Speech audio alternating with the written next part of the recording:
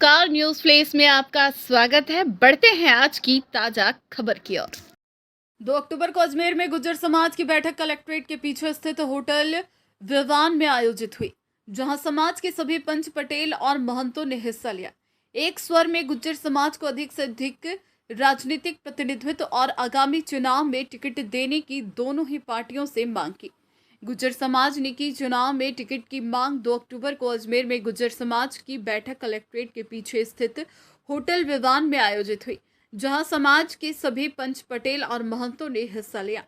एक स्वर में गुज्जर समाज को अधिक से अधिक राजनीतिक प्रतिनिधित्व और आगामी चुनाव में टिकट देने की दोनों ही पार्टियों ने मांग की। आजादी के आंदोलन को सक्रिय भूमिका के कारण विदेशी शासकों ने हमारे पुरखे पर अत्याचार किए और हमें आपराधिक जाति घोषित करने में कोई कसर नहीं छोड़ी, परंतु हमारे समाजसेवी और बुजुर्गों ने समाज का उद्धार कर आज समाज में राजनीतिक चेतना जगा दी है, जिसके चलते गुज्जर समाज अजमेर जिले के लगभग सभी विधानसभा क्षेत्र में अपनी भागीदारी सुनिश्चित करता है। गुज्जर समाज का कहना है कि अजमेर जिले व लोकसभा क्षेत्र में हमारे समाज की बाहुल्यता होने के बावजूद आजादी के बाद भी पिछड़ेपन ने गुज्जर समाज का पीछा नहीं छोड़ा है। गुज्जर समाज को कभी भी पर्याप्त राजनीतिक प्रतिनिधित्व भी नहीं मिला है।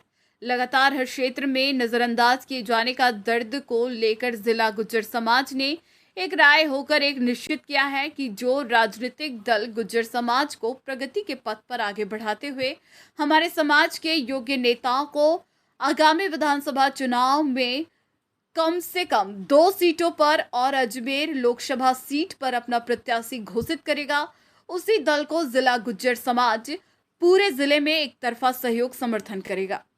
प्रेस वार्ता में उन्होंने कहा कि अगर समाज को उचित प्रतिनिधित्व नहीं मिलता तो संपूर्ण गुज्जर समाज एक राय होकर आगामी विधानसभा और लोकसभा चुनाव में दोनों ही दलों का बहिष्कार करेगा।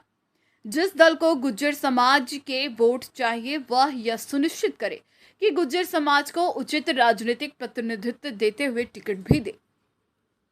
क्योंकि गुज्जर समाज को भारतीय जनता पार्टी ने अजमेर से प्रतिनिधित्व आज तक नहीं दिया है, इसीलिए हम ये कह रहे हैं और पार्टी से आगाह कर रहे हैं पार्टी को कि भाई गुज्जर समाज को यहाँ पर प्रतिनिधित्व देंगे तो ही हम जो है पार्टियों को जो भी टिकट लेके आएगा गुज्जर बाहुल्य गांवों में घुसने नहीं दिया जाएगा उनको, अगर वो प्रतिनिधित्व नहीं देती है। दोनों पार्टियों से मैं ये आग्रह करना चाह रहा हूँ। नहीं, मेरा मेरा आपसे दोबारा क्वेश्चन ये है कि आप ये कह रहे हैं कि बीजेपी के प्रति आपका आक्रोश ना, ये नहीं का कांग्रेस के प्रति आक्रोश है। मेरा पहले क्वेश्चन सुनो।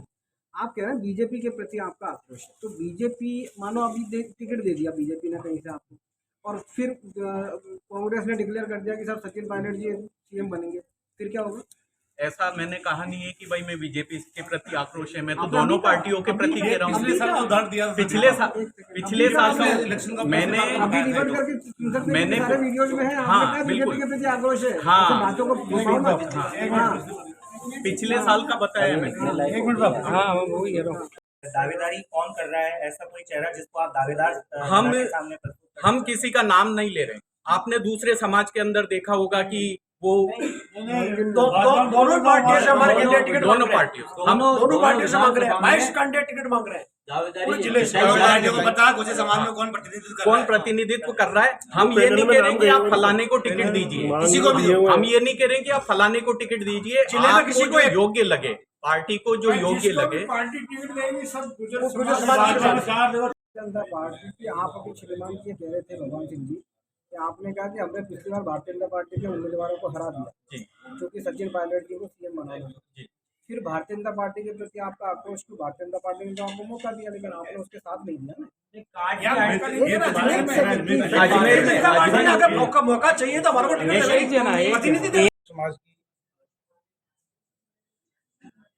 प्रेस कॉन्फ्रेंस वार्ता के लिए सभी संगठन, गुज्जर समाज के सभी पार्टियों के विचारधारा के लोग एकत्रित हुए। गुज्जर समाज का दोनों पार्टियों ने प्रतिनिधित्व पर ज्ञान कम दिया है, इसलिए गुज्जर समाज में बड़ा रोष है कि बीजेपी से 2 टिकट और कांग्रेस से 2 टिकट, दोनों पार्टियों में गुज्जर समाज के लोग मंशा रखते हैं, तो दोनों पार्टी से 2-2 टिकट और एक विधानसभा में टिकट, एक लोकसभा में टिकट मिलना चाहिए। अगर दोनों पार्टी गुर्जर समाज को ज्ञान नहीं देती है, आगामी लोकसभा के चुनाव में गुर्जर समाज एक तरफा वोटिंग करेंगे और जो टिकट देगा उसी के पक्ष में वोट किया जाएगा। क्योंकि मेरी बात बताओ, अभी आपने कहा कि पिछली बार हमने सचिन जी के लिए बीजेपी के उम्मीदवारों को हरा दिया, वो स्थिति तो आज भी है। सचिन जी तो अभी मुख्यमंत्री बनने वाले हैं, तो क्या आपकी बार क्या होगा?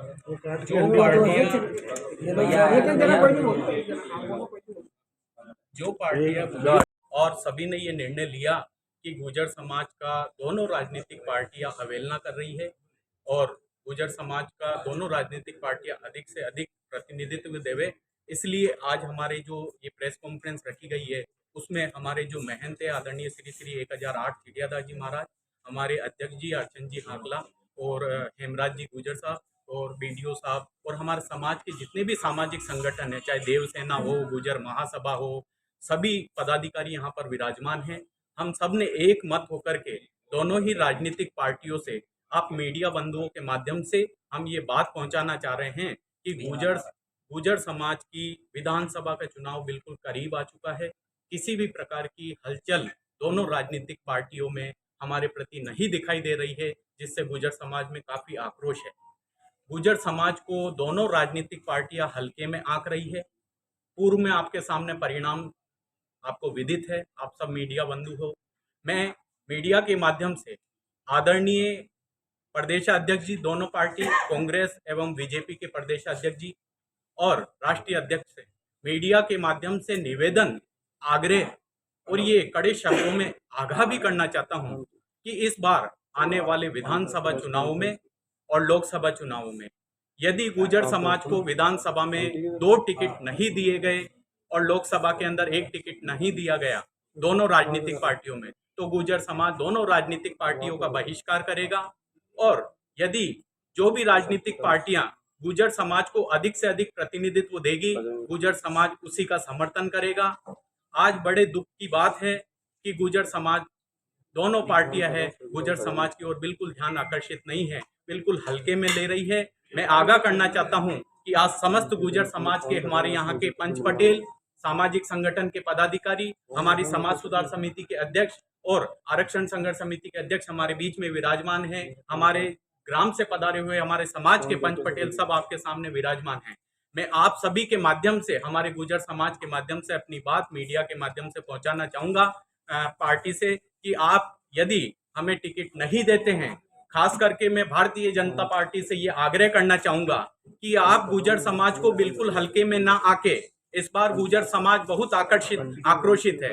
आप बिल्कुल किसी भी प्रकार की आपके प्रति, गुर्जर समाज के प्रति उदासीनता देखी जा रही है, वो गुर्जर समाज अजमेर बर्दाश्त नहीं करेगा। और आने वाले आगामी विधानसभा चुनावों में यदि आप हमको प्रतिनिधित्व नहीं देते हो तो हम कड़े शब्दों में आज निंदा करते हैं। और आने वाले समय में जो हमारे पुष्कर में, जो हमारे अजमेर जिले का हाईकोर्ट है, पुष्कर में जो हमारे महंत जी बैठे हैं, उनके दिशा निर्देश अनुसार हमारे जो वरिष्ठ यहाँ पे पंच पटेल बैठे हैं, जो भी वो दिशा निर्देश देंगे